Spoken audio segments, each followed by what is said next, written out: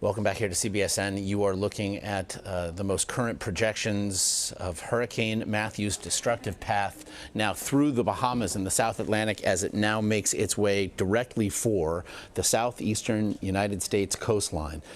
The outer bands, in fact, of the now Category 4 storm have already reached parts of Florida's coast as it has torn a days-long path of utter devastation through the Caribbean, through the Bahamas, through the morning hours today, and so makes its way towards Florida. To discuss it and with regard to the specific plans there in Florida along the East Coast, we're joined now by the mayor of Fort Lauderdale, Jack Seiler, who is good enough to make time for us. And Mr. Mayor, again, obviously, as Hurricane Matthew, those outer bands, as we've seen, do start to make landfall, what's the status of preparation in Fort Lauderdale with regard to both preparation and evacuation?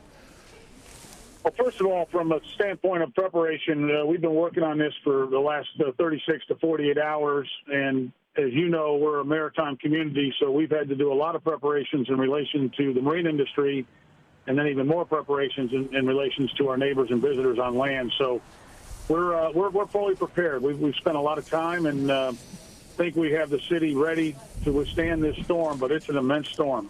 It is a storm that had your governor there, Rick Scott, say today, speaking in remarkably plain terms, that there is no excuse to still, frankly, be in the city of Fort Lauderdale at this point, because it is the belief that this storm will kill people. To the best of your knowledge, have the citizens and residents, of Fort Lauderdale taken heed of those warnings?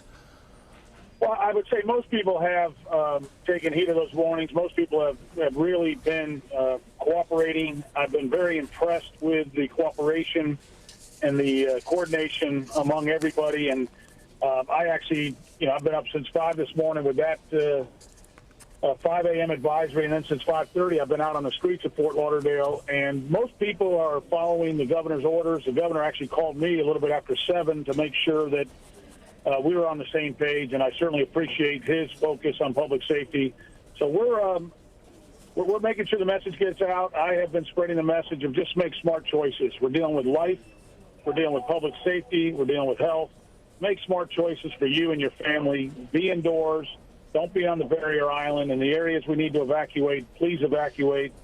But most of the time, the feedback I'm getting from our law enforcement and our public safety professionals is that we're getting cooperation.